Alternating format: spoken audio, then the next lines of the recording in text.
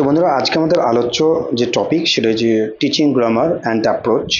এর আগে আমরা একটা পার্ট আলোচনা করেছি, মোট 5টা মেথড। আজকে আমরা 6 নম্বর মেথড থেকে শুরু করব। আজকে যে ফার্স্ট যে আমাদের মেথডটা নিয়ে আলোচনা করবো সেটা হচ্ছে ডাইরেক্ট মেথড। তো যারা এর আগের ক্লাসটি দেখোনি অবশ্যই সেই ক্লাসটি দেখে নেবে। প্রাইমারি টেট প্রিপারেশন বলে আমাদের একটা প্লেলিস্ট রয়েছে, সেখান থেকে অতএব আমাদের এই ভিডিওর ডেসক্রিপশন বক্সে তোমরা পেয়ে যাবে। তো দেখো, আজকে আমরা যেটা শুরু করছি ডাইরেক্ট মেথড। ওকে, তো ডাইরেক্ট মেথডে কি বলা আছে দেখি। Direct method is use to teach English foreign language.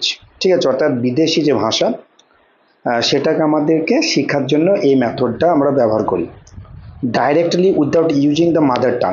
অর্থাৎ সেই ক্ষেত্রে আমাদের মাদার টাং অর্থাৎ মাতৃভাষার কোনো ভূমিকা বা সাহায্য নিই না, সাহায্য ছাড়াই। তাহলে এরকম প্রশ্ন হতে পারে যে মাতৃভাষা ছাড়াই আমরা ভাষা শিখতে পারি, টার্গেট ল্যাঙ্গুয়েজ বা সেকেন্ড ল্যাঙ্গুয়েজ বা ইংলিশ বা ফরেন ল্যাঙ্গুয়েজ। তো সেই মেথডটা কোন মেথডের মাধ্যমে? ওকে, তো সেই ক্ষেত্রে 4টি মেথড দিয়ে দেবে, সেটা হবে আমাদের direct method. This method builds a direct relationship between words and ideas, experiences and language, thoughts and experience, rules and performances without any help of the learner's mother tongue. Okay, তাহলে মাতৃভাষার কোনো রকম ভূমিকা ছাড়াই বা সাহায্য ছাড়াই এই মেথডের মাধ্যমে কি হয় যে তোমার ওই যে যে ভাষাটা আমরা শিখছি, যে ফরেন ল্যাঙ্গুয়েজ, সেটা ইংলিশ হতে পারে বা যে কোনো একটা ভাষা হতে পারে, তার যে মানে তাদের মানে সেই ভাষার যে শব্দ, তার ধারণা, সেই ভাষার অভিজ্ঞতা, মানে সেই ভাষার মাধ্যমে যে অভিজ্ঞতা ব্যক্ত করি, thoughts and expressions, rules and performances, সব কিছু আমরা ডাইরেক্টলি সেই মেথডের সাথে আমাদের কানেক্ট হয় বা রিলেশনশিপ তৈরি হয়। এই মেথডের ক্ষেত্রে একজন টিচারের ভূমিকা কি? The teachers teach words by pointing to the object or picture or performing action. অর্থাৎ শিক্ষক মহাশয় ছাত্রছাত্রীদের সামনে কি করেন, সেই ভাষার মধ্যে যে অবজেক্ট বা তার বিষয়বস্তু বা কোনো পিকচার মাধ্যমে বা কোনো রকম পারফর্মিং কোনো একটা অ্যাকশনের মাধ্যমে তিনি ছাত্রছাত্রীদের সামনে সেটা পয়েন্টিং অর্থাৎ তুলে ধরেন। But some expert do not consider it A method at all. কিন্তু কিছু কিছু এক্সপার্ট রয়েছেন এই মেথডটাকে অর্থাৎ ডাইরেক্ট মেথডটাকে কোনো মেথডই হিসাবে গণ্য করেননি। অ্যাকর্ডিং টু দেম, তাদের মতে, it is a principal system that operates through many methods. ঠিক আছে, এটাই যে ডাইরেক্ট মেথডটা কিন্তু বিভিন্ন মেথডের দ্বারাই কিন্তু গঠিত বা অপারেটস করে, তার যে নীতি, তার যে গঠন সিস্টেমগুলো। ওকে, তো বোঝা গেল। তাহলে আমাদের যে টার্গেট বা ফরেন ল্যাঙ্গুয়েজের সাথে ডাইরেক্ট যে রিলেশন, সেটা হচ্ছে আমার ডাইরেক্ট মেথড। তো এই বেসিক্স প্রিন্সিপালস অফ ডাইরেক্ট মেথডের যে প্রাথমিক যে সমস্ত বৈশিষ্ট্য, ঠিক আছে, সেগুলো কি কি? Direct relation between thoughts and words. ঠিক আছে, অর্থাৎ একদম সরাসরি থটস এবং মানে ওয়ার্ড অর্থাৎ ভাষা, এই চিন্তা এবং শব্দের সাথে একটা রিলেশন তৈরি হয়। Using this method A learner things and speaks using the same medium. ঠিক আছে, একই মিডিয়াম অর্থাৎ যে ভাষা শিখে সেই মিডিয়ামের মাধ্যমে একটা কোনো বস্তু বা মানে লার্নার সেই সম্পর্কে বলেন। ঠিক আছে, আরেকটি আছে ওরাল স্পিকিং প্র্যাকটিস। যদি তুমি এগুলো না পড়ো তবু প্রবলেম নাই, কিন্তু এই পয়েন্টসগুলি একটু মনে রাখতে হবে। হ্যাঁ, ওরাল যেটা স্পিকিং বলা হয়, স্পিকিং প্র্যাকটিসটা করা যায়। This method emphasise on oral practice everyone. ঠিক আছে, ওরাল প্র্যাকটিসটাকে এই মেথডের মাধ্যমে কিন্তু এমফেসাইজ করে। Functional grammar, this method does not put emphasis on theoretical grammar. ঠিক আছে, অর্থাৎ কোনো থিওলজি, ঠিক আছে, এই গ্রামের উপর কোনো প্রভাব বিস্তার করে না। এটা কেবলমাত্র ফাংশনাল গ্রামের উপর প্রভাব বিস্তার করে, যেটাও একটা ওয়ার্ডস যে ফাংশনাল ওয়ার্ড, যেমন ধরো ওয়াটার, এটার মাধ্যমে কিছু একটা বুঝাবে, তাই না, শব্দের মাধ্যমে, সেই ধরনের যে গ্রামার উপর কিন্তু এটা জোর দেয়। তারপর কি আছে? No use of mother tongue. একটু আগে আমরা বললাম ফার্স্টে যে এই ভাষার ক্ষেত্রে, এই মেথডের ক্ষেত্রে কোনো মাতৃভাষা ব্যবহার প্রয়োজন হয় না। ঠিক আছে, এটা বললাম না। লিমিটেড ভোকাবুলারি, তবে এই ভাষার ক্ষেত্রে তোমার যে ভোকাবুলারি তো শব্দ ভাণ্ডার কিন্তু খুবই লিমিট থাকে, এই পয়েন্টসগুলো মাথায় রাখবে। আর sentence as unit of speech, আর সেন্টেন্স যেটা হয় এটা ইউনিট অফ স্পিচের মাধ্যমে, the unit of speech is a sentence. ঠিক আছে, একটা যে স্পিচ যেটা আমরা কথা বলছি এটাই হচ্ছে সেটা একটা বাক্য। There is the emphasis on speaking the complete sentence, অর্থাৎ একটা পরিপূর্ণ বাক্যের উপর কিন্তু একটা জোর প্রদান করে থাকে। এবার অ্যাডভান্টেজ, এই পদ্ধতির যে সুবিধা কি, কি রয়েছে দেখো, the focus is on oral practice, এটা কেবলমাত্র মৌখিক যে প্র্যাকটিসের উপর জোর দেয়। দেয়ারফর দ্য প্রনাউন্সিয়েশন ইমপ্রুভস, এখানে কিন্তু তোমার উচ্চারণটা কিন্তু বৃদ্ধি পায়, উচ্চারণটা উন্নতি হয়। আর কি কি, in teaching vocabulary such words idiom this method is good, অর্থাৎ এই মেথডে তোমার ইডিয়ামস ওয়ার্ডস এগুলোর উপর কিন্তু যেহেতু বেশি গুরুত্ব দেওয়া হয়, সেগুলো এগুলো ভালো হয়। ঠিক আছে, এগুলোর উপর বেশি একটা এক্সট্রা ইমফ্যাসিস পড়ে। As there is direct relation between thought and expression, যেহেতু মানে এই মেথডের মাধ্যমে যে থট এবং এক্সপ্রেশনের মধ্যে একটা লিঙ্ক আপ হয়েছে, রিলেশন রয়েছে, it help the learners in having good fluency using direct method. অর্থাৎ ফ্লুয়েন্সি মানে স্পষ্টতা, মানে পরিষ্কার পরিচ্ছন্ন পরিষ্কারভাবে কথা বলা, হ্যাঁ ফ্লুয়েন্সি হয় মানে দ্রুততার সাথে কথা বলা, এইটা কিন্তু উন্নতি হয় ইউজিং ডাইরেক্ট মেথড, এই মেথডের মাধ্যমে। Using direct method a teacher help students having good command over English, মাথায় রাখবে হ্যাঁ, গুড কমান্ড ওভার ইংলিশ, অর্থাৎ ইংলিশের ওপর কিন্তু একটা মানে কি বলা যায়, মানে দক্ষতা তৈরি হয় এই প্র্যাকটিসে বা তোমার মেথডের মাধ্যমে। In this method the teacher proceed from particular to general, ঠিক আছে, and from concrete to abstract, ঠিক আছে। তাহলে এটা মোস্ট ইম্পর্টেন্ট এই পয়েন্ট, এই মেথডের মাধ্যমে যে পার্টিকুলার দিকে জেনারেল দিকে যাওয়া যায়, এটা নির্দিষ্ট থেকে সাধারণ দিকে, আর কংক্রিট থেকে অ্যাবস্ট্রাক্ট দিকে, ঠিক আছে। It makes the teaching English easier more pleasant, এবং এই মানে মেথডের মাধ্যমে ইংলিশটা খুবই সহজ হয় এবং খুবই গুরুত্বপূর্ণ হয়। A teacher use various image pictures to illustrate his her points, অর্থাৎ এই মেথডের মাধ্যমে শিক্ষক তিনি যেটা বুঝাইতেছেন সেইটার পরিপ্রেক্ষিতে বা সেইটার জন্য তিনি অনেক ইমেজ পিকচার তিনি ব্যবহার করেন। আর এই ব্যবহার করলে কিন্তু একটা ছাত্রছাত্রীর মনে কিন্তু একটা আলাদা ইমপ্রেশন হবে। ছবির মাধ্যমে যদি কোনো শেখানো যায়, তাই না, সেটা অডিভিজুয়াল যেটা আমরা বলি, কিন্তু এটা আরও ইমপ্রেশন পড়ে, মানে স্টুডেন্টরা সেটা ভালো শিখে।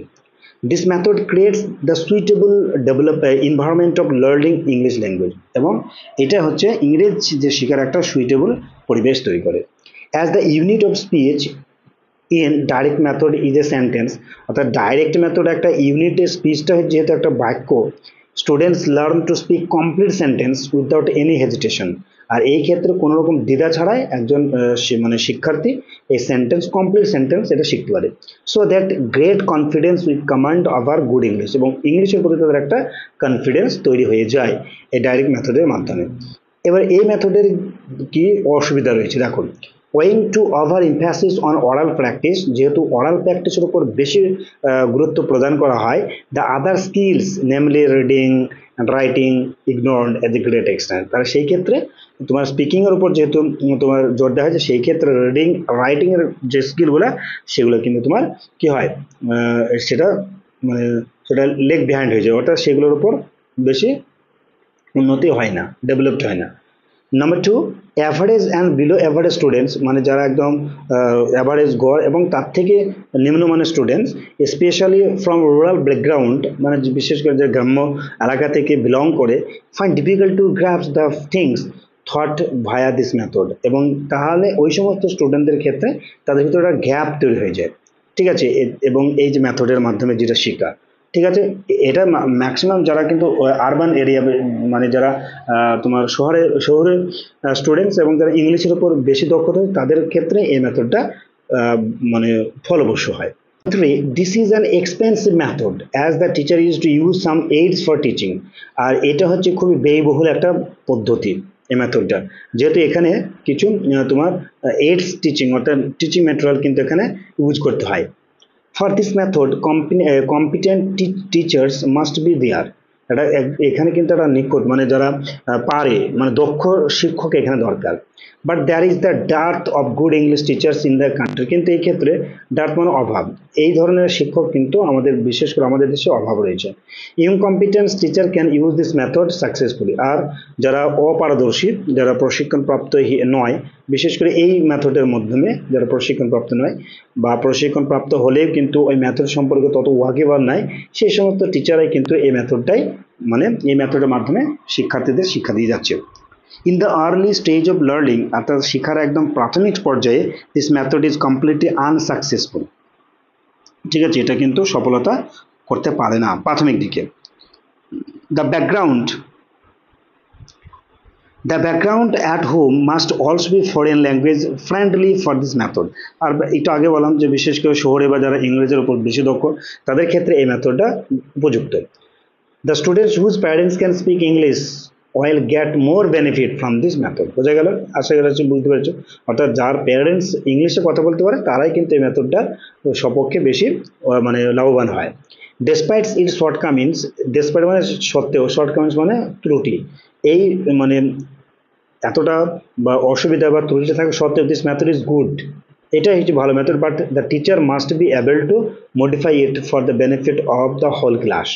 আর এখানে অবশ্যই একটা শিক্ষককে এটা মডিফাই করতে হবে সমস্ত ক্লাসে শেখানোর জন্য। আর আশা রাখছি বুঝতে পেরেছো ডায়েরি মেথডটা। এবারে হবে বাইলিঙ্গুয়াল মেথড। এটা খুব সহজ এবং অল্প ভিতরে এটা বুঝতে পারে। দুভাষী অর্থাৎ দুটো ভাষা, লিঙ্গুয়াল মানে ভাষা, বাই মানে দুই, is one of teaching methods of English language. ঠিক আছে, ইংলিশ ল্যাঙ্গুয়েজ ক্ষেত্রে সিজে Dotson had invented this method, অর্থাৎ এই বায়োলিঙ্গুয়াল মেথডটা আবিষ্কার করেন সিজে ডটসন। ঠিক আছে, 1967 খ্রিস্টাব্দে। Schools use this method where two language either mother tongue and the target language are used, অর্থাৎ বাইলিঙ্গুয়ালের ক্ষেত্রে এটা মাতৃভাষা থাকবে এবং যে ভাষাটা শিখবে সেই ভাষাটা থাকবে স্কুলের ক্ষেত্রে। Okay, in this method teacher use mother tongue to achieve the target language. Target language যেটা আমরা ইংলিশকে বলছি, অর্থাৎ এই মেথডের মাধ্যমে শিক্ষক তিনি মাদার টাঙ্গের সাহায্যেই অর্থাৎ মাতৃভাষার সাহায্যে টার্গেট ল্যাঙ্গুয়েজটাকে তিনি অ্যাচিভ করবেন বা গ্রহণ করবেন ও শিখাবেন। Okay, this method is based on principle of similarities and difference which is found between the two language. আর এই মেথডটা সাধারণত ব্যবহার করা হয়ে থাকে বা ওই সমস্ত নীতি, বিশেষ করে যে দুটো ল্যাঙ্গুয়েজের কথা বলা হলো, মাদার ল্যাঙ্গুয়েজ এবং টার্গেট ল্যাঙ্গুয়েজ, তাদের ভিতরে যে একটা সিমিলারিটিজ হচ্ছে অর্থাৎ তোমার সাদৃশ্য এবং বৈসাদৃশ্য লক্ষ্য করা যায়। This may be of situation এবং সাউন্ডস, হ্যাঁ, সিচুয়েশন, সাউন্ড, ভোকাবুলারি, স্ট্রাকচার। আর এই মেথডের ক্ষেত্রে এই চারটে পয়েন্ট দরকার, একটা হচ্ছে সিচুয়েশন, sounds, vocabulary এবং structure. Okay, when the child is learning his mother tongue, যখন একজন শিশু তার মাতৃভাষা শিখছে, he becomes acquainted with the situation and picks up the language easily and correctly. আর সেই ক্ষেত্রে সে অবস্থা অনুযায়ী সেই ভাষাটা সহজে সে কিন্তু এবং সঠিকভাবে শিখে নিচ্ছে, অর্থাৎ mother tongue. While learning the foreign language, যখন কোনো বিদেশি ভাষা শেখায়, the teacher can concrete same situation again in order to make the child learn foreign language. আর ওই ফরেন ল্যাঙ্গুয়েজটা শেখার জন্য শিক্ষককে যেরকমভাবে মাদার ল্যাঙ্গুয়েজটা সে খুব ক্লিয়ারলি এবং ইজিলি শিখতে পারলো কারেক্টলি, ঠিক একই রকম পরিবেশ ক্রিয়েট করতে হবে, একই সিচুয়েশন ক্রিয়েট করতে হবে ওই ছাত্রছাত্রীদের সামনে বা তাদের সামনে, যাতে করে তারা টার্গেট ল্যাঙ্গুয়েজ বা ফরেন ল্যাঙ্গুয়েজটা শিখতে মানে পারে। এর অ্যাডভান্টেজটা কি, মানে সুবিধাটা কি, the teacher able to teach English to inter satisfaction of the student, সমস্ত স্টুডেন্টকে, সমস্ত ছাত্রছাত্রীদেরকে ইন্টারলি সমস্ত মানে স্যাটিসফ্যাকশনের সাহায্যে তিনি শেখাতে পারেন এই মেথডে। The students are also able to understand English well, এবং এই মেথডের মাধ্যমে ছাত্রছাত্রীরা ইংলিশটা ভালোভাবে বুঝতে পারে। কারণ ইংলিশে আমি যেটা বলছি এটা হচ্ছে বাইলিঙ্গুয়াল, অর্থাৎ আমি পড়ছি সেটাকে বাংলায় বলার তোদের বাচ্চা চেষ্টা করছে, সেটা হয়তো তোমার, আর এটা তোমার বুঝতে পারছো। যদি শুধু ইংলিশটা বলে চলে যায়, হ্যাঁ, জাস্ট আমি এটা পড়ে গেলাম, the teacher is able to teach English to inter satisfaction of the students, আমি মানে বললাম না, তাহলে এটা ডাইরেক্ট মেথড। আর তখনই তোমরা সুবিধা পাবে যদি এই ইংলিশটার সম্পর্কে তোমার ভোকাবুলারি জ্ঞানটা যদি থাকে তবেই, কেননা আমি পড়ে চলে যাচ্ছি, তোমরা নিশ্চয়ই বুঝো, তবে তো ডাইরেক্ট মেথডটা তোমার কাছে ইউজফুল হবে, কিন্তু সেটা আমাদের পক্ষে, বিশেষ করে অ্যাভারেজ লো অ্যাভারেজ স্টুডেন্টের পক্ষে সেটা উপযুক্ত নয়। আমাদের উপযুক্ত হচ্ছে বাইলিঙ্গুয়াল মেথডটা। নাম্বার 3 দেখো যে Number 3, right use of mother tongue by teacher does not spoil the environment of teaching English. অর্থাৎ এই যে মেথডের মাধ্যমে যখন মাতৃভাষা শেখাবে তখন কিন্তু যে পরিবেশটা সেটা কিন্তু নষ্ট করলে হবে না, ঠিক আছে। It just help the teaching English better, মানে ওই যে মাতৃভাষা দিয়ে পুরোটাই মাতৃভাষার মাধ্যমে তুমি চলে গেলে, মানে বলে চলে গেলে, টিচিং করে গেলে, ইংলিশের কোনো মানে নামগন্ধই তুমি করলে না, তাহলে কিন্তু হবে না। এই মাতৃভাষার কেবলমাত্র ইংলিশটাকে তোমাকে হেল্প করবে, তোমাকে ইংলিশটা বেটার করবে, এইটাই কিন্তু এইরকম পরিবেশ তৈরি করতে হবে। This may developing fluence in spoken English, আর এটা হচ্ছে স্পোকেন ইংলিশের ক্ষেত্রে স্পষ্টভাবে বলতে এবং কোনো রকম বাধা ছাড়াই বলতে সাহায্য করে। Bilingual method is also helps in giving proper training for different skills, namely listening, speaking, reading, writing. অর্থাৎ এই চারটে স্কিলকেও কিন্তু খুব ভালোভাবে কিন্তু কি করে ডেভেলপ করে ট্রেন করে ছাত্রছাত্রীদের কাছে। The use of mother tongue save lot time, বিশেষ করে টাইমটা সেভ করে, অ্যান্ড ম্যাক্স লার্নার ইজিয়ার এবং ইজিলি ভাবে শিখতে যায় শিকার করে দরকার নাই এটা টাইম সেভ করে সমস্ত মেথডেই হয়ে যাবে, অত এটা এই পয়েন্ট আসবে না। এবার disadvantage, using this method the teacher teach English through English language and sometimes he uses his mother tongue and this practice divert attention of the students। অর্থাৎ এই মেথডের মাধ্যমে ইংলিশের ভাষাটা ইংলিশের মাধ্যমে শেখাচ্ছে, মাঝে মাঝে মাদার টাংটাকে ব্যবহার করছে, যার ফলে মানে শ্রেণীকক্ষে শিশুরা বা লার্নাররা বা স্টুডেন্টরা কিন্তু এই ক্ষেত্রে অ্যাটেনশনটা থেকে একটু মানে মনোযোগী হারিয়ে ফেলে। বুঝতে পেরেছো? আচ্ছা, sometimes it happens that the teacher of English language may not be good in both language। অনেক ক্ষেত্রে দেখা যায় যে যিনি শিখাচ্ছেন যে ইংলিশ টিচার তিনি সব সময় তো ইংলিশ এবং বাংলা দুটোই ভালোভাবে বলতে পারেন না বা বুঝতে পারেন না। দেখা গেল আমার ক্ষেত্রে বলো, আমি তোমাদেরকে ইংলিশটা বলছি কিন্তু মনে করো আমি ভালোভাবে তোমাদেরকে বাংলা বুঝাতে পারছি না, তাহলে সেই ক্ষেত্রে তোমরা ভালো করে বুঝতে পারছো না, এটাই তো হয়, তাই না? He does not get perfection in any of the language as his level is also disturbed between the two language। আর এটা যার ফলে দুটো ল্যাঙ্গুয়েজের ভিতরে একটা ডিস্টার্ব ফিল করে কোনটা মানে সঠিকভাবে বোঝানোর ক্ষেত্রে। Okay, use of mother tongue while teaching English language may spoil the continuity and fluency of the language। অর্থাৎ যখন একটা ইংলিশ ল্যাঙ্গুয়েজ আমি পড়াচ্ছি সেটাকে বোঝানোর জন্য বাংলা যখন বলবো তখন ইংলিশের ভিতরে অর্থাৎ ইংলিশের শেখানোর যে ব্যাপারটা, অর্থাৎ আমি সাপোজ আমি তোমাকে এই উদাহরণটার মাধ্যমে বোঝাচ্ছি, আমি পয়েন্টসগুলো বলছি, আমি যদি ইংলিশে বলি তাহলে আমি দ্রুততার সাথে বলতে পারবো এবং ল্যাঙ্গুয়েজটা খুব মানে ভালোভাবে মানে বলতে পারবো। কিন্তু যদি আমি এই যে বলছি মিডলে আমি আবার মানে স্টপ করি তোমাদেরকে বাংলাতে বোঝানোর চেষ্টা করছি, তাহলে এই যে কন্টিনিউটি, ঠিক আছে, এবং ফ্লুয়েন্সি এটা কিন্তু ব্যাঘাত ঘটছে। বোঝা গেল? অর্থাৎ এই মেথডের মাধ্যমে ব্যবহার করার ফলে যে পড়ানোর যে যে সময়টা সেটাকে নষ্ট হচ্ছে, প্লাস একটা গ্যাপ তৈরি হয়ে যাচ্ছে, কন্টিনিউটি সেটাও কিন্তু ব্যাঘাত ঘটছে। It is the possibility that few students in the class may be more attentive to the mother tongue sounds। যখন মাদার টাঙের কথাটা বলা হয়, মাদার টাঙের মাধ্যমে যখন শেখানো হয় সেই সময় কিন্তু অনেক স্টুডেন্ট কিন্তু অ্যাটেনশন করে, আর less attentive to English sound. আর যখন ইংলিশ বলা হয় তখন কিন্তু তারা অ্যাটেনশনটা মনোযোগটা কম হয়ে যায়। As a result their pronunciation may becomes defective. আর সেই ক্ষেত্রে যে উচ্চারণ, ঠিক আছে, সেটা কিন্তু ডিফেক্টিভ দেখাবে। এইটাই হচ্ছে তোমার ডিসঅ্যাডভান্টেজ তোমার বাইলিঙ্গুয়াল মেথডে। তারপরের মেথডটা কী রয়েছে দেখো, the audio lingual method. Audio যেটা শোনা হবে, আর এটা কি যে found some pace in USA, বিশেষ করে ইউএসএ এটা হয় 1950 খ্রিস্টাব্দের শেষের দিকে। আর এটা একটা ইতিহাস রয়েছে এই মেথডে অডিও লিঙ্গুয়ালে।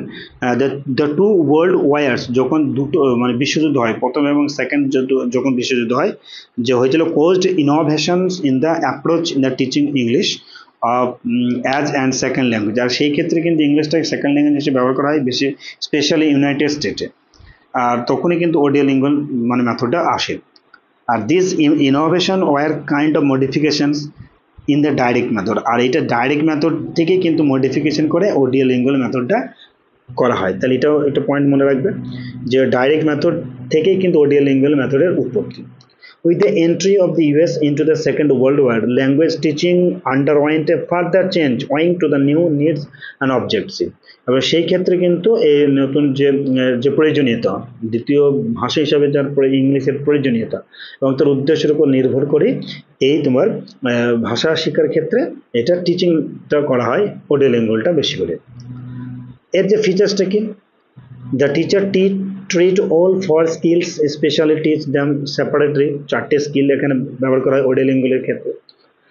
আর এখানকার যে syllabus dialogue dominant role play, এখানে ডায়লগটাই সব থেকে বেশি মানে প্রভাব বিস্তার করে, ঠিক আছে। তাহলে পরীক্ষা আসতে পারে ডায়লগ এইটা কোন মেথডের ক্ষেত্রে রোল প্লে করে, ঠিক আছে, ডাইরেক্ট, অডিও লিঙ্গুয়াল, এরকম চারটে অপশন দিয়ে দেবে। There is much focus on language laboratory as an important teaching aid। আর ল্যাঙ্গুয়েজ ল্যাবরেটরি একটা আরেকটা কিন্তু, হ্যাঁ, ল্যাঙ্গুয়েজ ল্যাবরেটরি কিন্তু একটা টিচিং এড, এটাও একটা মেথড, টিএলএম, ঠিক আছে, টিচিং এড, এটা মাথায় রাখবে, সেটা কিন্তু এর উপর বেশি ফোকাস করা হয়। Like direct method there is no importance mother tongue, আর এখানে কিন্তু মাদার টাঙের উপর কোনো গুরুত্ব থাকে না। ঠিক আছে, এর টেকনিকটা কি? Teacher teach four skills in flowing order, চারটে স্কিল ব্যবহার করে। তবে কি কি? প্রথমে listening, speaking, reading, writing, LSRW। Dialogue with useful vocabulary and common structure of communication always play major role. ডায়লগের সাথে সাথে কি আছে? ভোকাবুলারি, ইউজফুল ভোকাবুলারি এবং কমন স্ট্রাকচার, এটা কিন্তু মেজর রোল প্লে করছে। এই অডিওলিঙ্গুয়াল মেথডের যে উদ্দেশ্যটা কি, লক্ষ্য কি, এটা কি করে? Main focus on oral learning. Okay, so aim is to enhance listening and speaking. তাহলে এখানে অডিওলিঙ্গুয়ালের ক্ষেত্রে আমাকে লিসেনিং অ্যান্ড স্পিকিং এর উপর কিন্তু জোর দেওয়া হচ্ছে। ঠিক আছে, এটা মানে এবার ইমপ্রুভ করার জন্য। আর আরেকটা মেন এম আছে, to achieve development of the communication skill. Communication স্কিলটাকে আরও উন্নতি ডেভেলপ করার জন্য। Practice is more important in learning for a language, so the main focus is on aspect. ঠিক আছে, মানে গ্রহণযোগ্যতা, প্র্যাকটিসের উপর কিন্তু এটা বেশি ফোকাস করে অডিও লিঙ্গুয়াল। আচ্ছা, ডিসঅ্যাডভান্টেজ কি আছে? This method is teacher dominated, এটা কেবলমাত্র শিক্ষক কেন্দ্রিক। Teacher's role is very important, is focus on listening and speaking skill, দুটো স্কিলের উপর কেবলমাত্র এটা গুরুত্ব আরোপ করছে। This method can be use for larger group of learners, অনেক লার্নারদের সাথে কিন্তু এটা করা যায়। This method demands pattern practice, মাথায় রাখবে প্যাটার্ন প্র্যাকটিসের উপর বেশি জোর দেয়, ড্রিল অ্যান্ড মেমোরাইজেশন। ওকে, ডিসঅ্যাডভান্টেজের মধ্যে যে no hit on communicative competence, কোনো রকম যে তাড়াহুড়ো নেই। Focus on language form not meaning, এখানে অর্থের ওপর কোনো গুরুত্ব দেওয়া হয়নি, শুধুমাত্র ভাষার ওপর গুরুত্ব দেওয়া হয়। লার্নার্স এই ক্ষেত্রে প্যাসিভ রোল প্লে করে, যে শিখছে, আর এই লার্নিং প্রসেসে আর যে বলছে সেটাই সে হচ্ছে মেন হয়েছে active role. There is no equal focus on all four skills, চারটে স্কিলের উপর কিন্তু সমানভাবে গুরুত্ব দেওয়া হয় না। ঠিক আছে, এটা হচ্ছে এর ডিসঅ্যাডভান্টেজ। এবার lecture method. Lecture method is one of the most commonly used method of teaching. It is method of teaching whereby teacher attempts to explain facts, principles, relationship to help student to understand. এই lecture method কাকে বলে? এটাই যথেষ্ট। ঠিক আছে, এই সেন্টেন্সটা করতে হবে যে এই মেথডের মাধ্যমে একজন শিক্ষক তিনি যে ঘটনা, মানে এই যে মানে ভাষা শিক্ষার নীতি, তার সাথে রিলেশনশিপ, এইগুলো তিনি ব্যাখ্যা করেন। ঠিক আছে, স্টুডেন্টদেরকে বোঝানোর জন্য। এই যে লেকচার, আমরা সবাই জানি যে লেকচার দেওয়া এটা একটা method.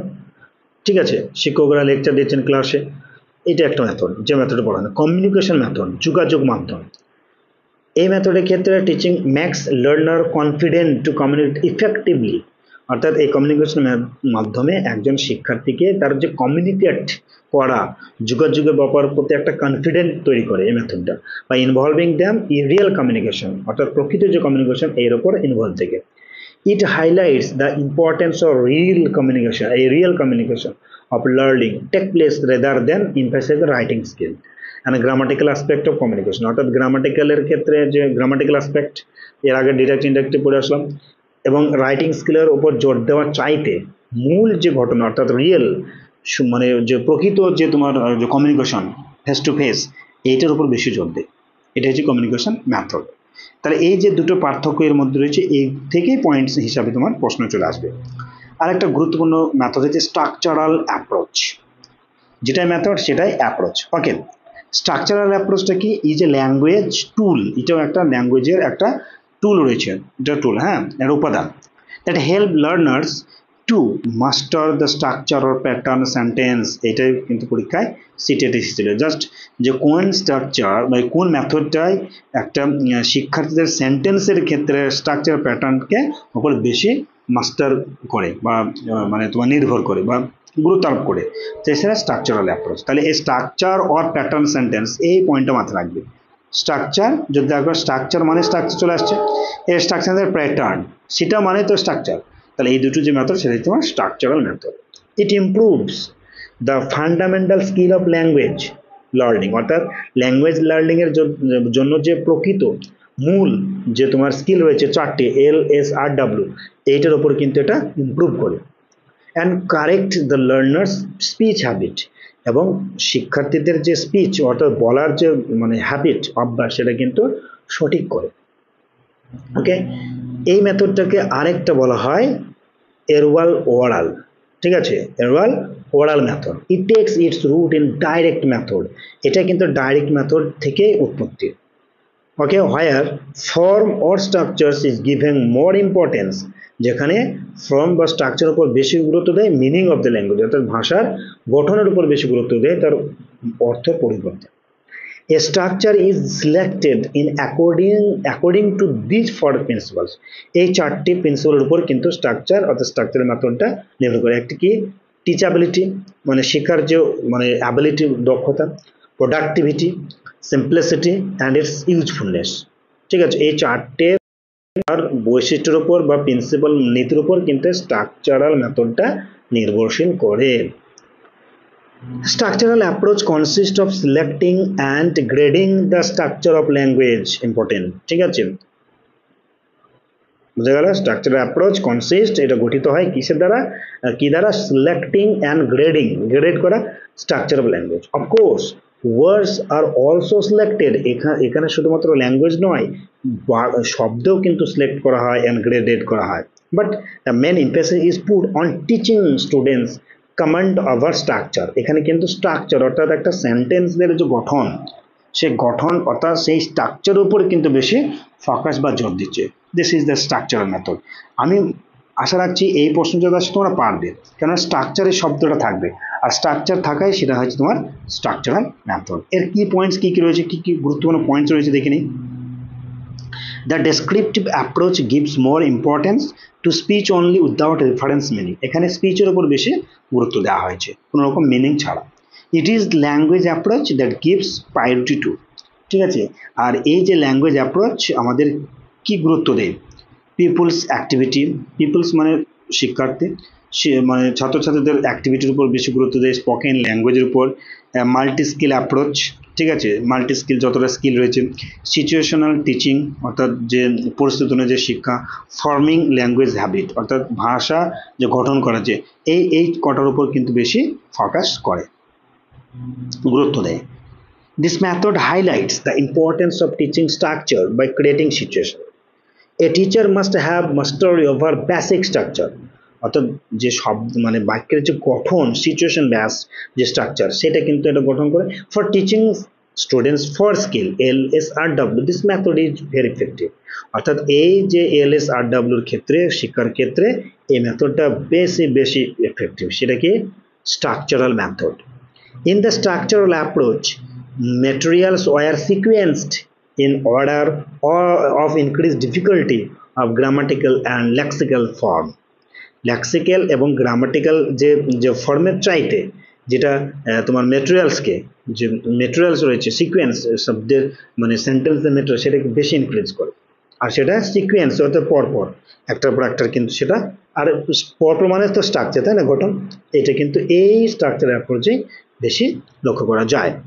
In structural approach materials were, এটা কিন্তু মানে ইম্পর্টেন্ট, ওইটা রিপোর্ট হয়ে গেছে। Okay, hence it becomes clear that structural approach makes use of carefully selected and graded items. Okay, আশা রাখছি এর উপর দিয়ে প্রশ্ন আসলে তোমরা পারবে। কমিউনিকেটিভ অ্যাপ্রোচ আরেকটা কি রয়েছে দেখি, is a method of teaching in language teaching which makes learners confident to communicate effectively by involving them in real communication. অর্থাৎ কমিউনিকেশন যে মেথডটা, সেটাকে কমিউনিকেটিভ অ্যাপ্রোচ বলা হয় থাকে। এর 1960 সালে, ডিউরিং 1960, নম Chomsky focus on competence and performance in language learning which gave birth two CLT। ঠিক আছে, এই কমিউনিকেটিভ লার্নিং টিচিংয়ের ক্ষেত্রে নম চমস্কি তিনি যখন 1960 সালে তিনি যে বলছেন, ফোকাস করলেন, মানে এর উপর তিনি গুরুত্ব প্রদান করলেন, তখন কি এই কার উপর? কমিউনিকেটিভ অ্যাপ্রোচের উপর।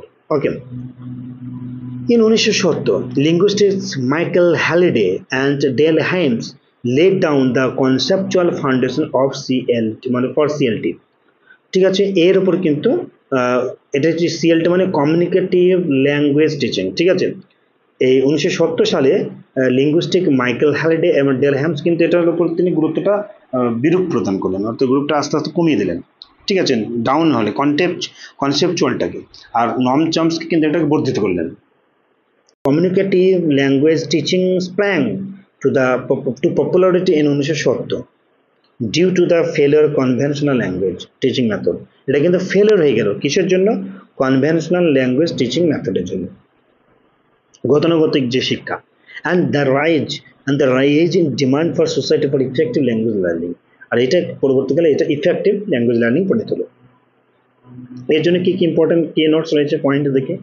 Communicative language teaching accentuates interaction as the means and definitive objective learning। অর্থাৎ এই যে মানে তোমার ভাষা শিক্ষার যে গুরুত্ব, তার যে যে লক্ষ্য, সেটার উপর বেশি গুরুত্ব দিল কি এই CLT. The communicative approach in teaching English has been practiced and developed in France and Britain।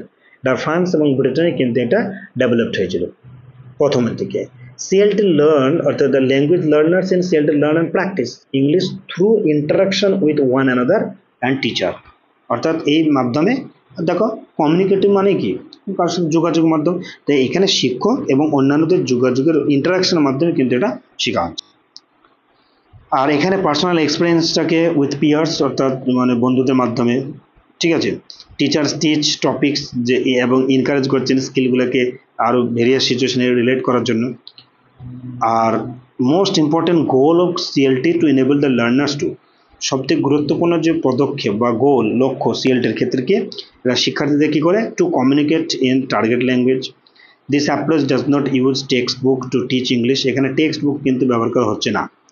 But developed oral skill, এখানে ওরাল স্কিলটার উপর কিন্তু মানে এটা ডেভেলপড হচ্ছে, মুভিং রিডিং আর রাইটিংয়ের পরিবর্তে। Prior to CLT, the major language teaching method approach with situational language teaching, এটাকে বলা হয় situational language teaching.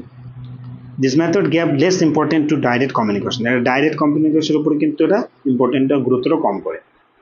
Applied linguistics in Britain skeptical about efficacy of situational language teaching and Chomsky challenge, মানে এখানে যখন ব্রিটেনে কিন্তু এটা আস্তে আস্তে তোমার বিলুপ্ত হয়ে যাচ্ছে, ঠিক তখনই নম চমস্কি কিন্তু এটা চ্যালেঞ্জ করলেন।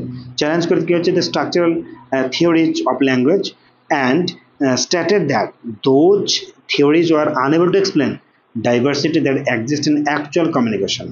ওকে, অ্যাকচুয়াল যে কমিউনিকেশন সেটার উপর তিনি যে এর বৈচিত্র্যটা সেটা তিনি ব্যাখ্যা করলেন। এবার দেখো ইন্টারেক্টিভ টিচিং, মিথস্ক্রিয় শিক্ষা, ঠিক আছে।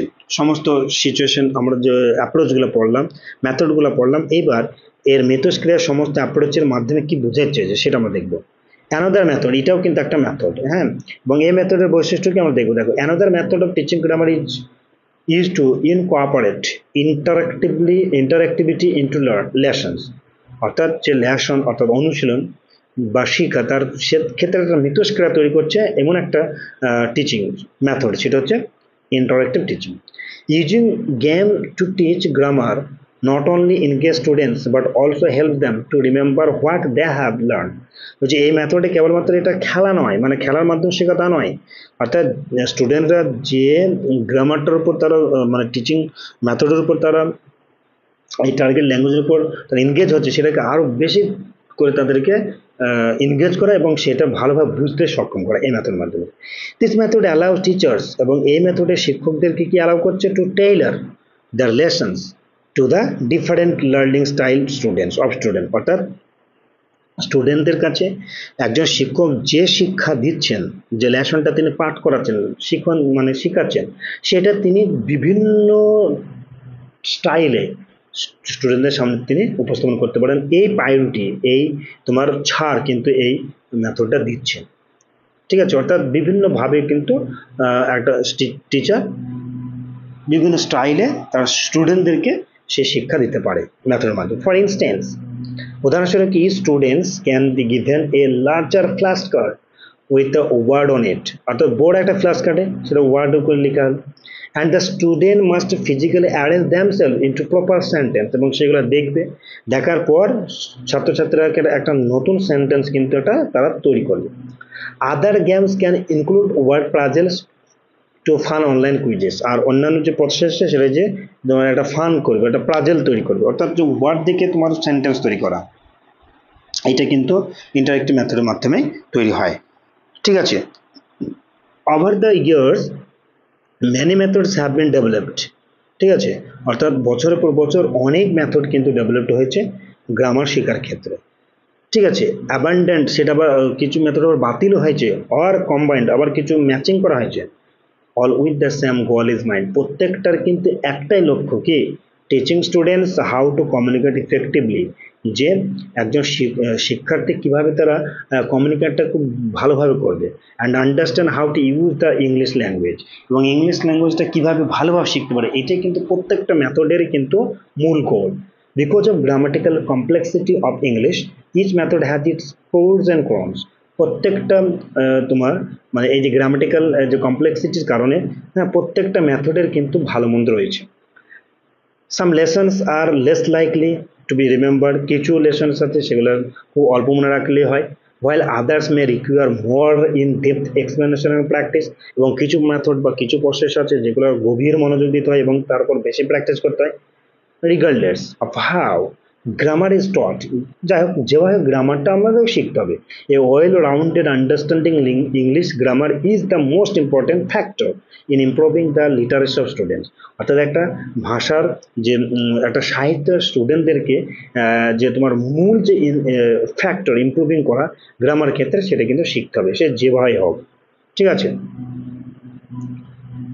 তাহলে আমরা এখানে বুঝলাম যে মেথডে ইন্টারেক্টিভ মেথডটা কি, অর্থাৎ সমস্ত মেথডের মাধ্যমে শিক্ষার্থীদের শিক্ষা দেওয়া, তাই না? এইটা হচ্ছে মিথস্ক্রিয়া মেথড।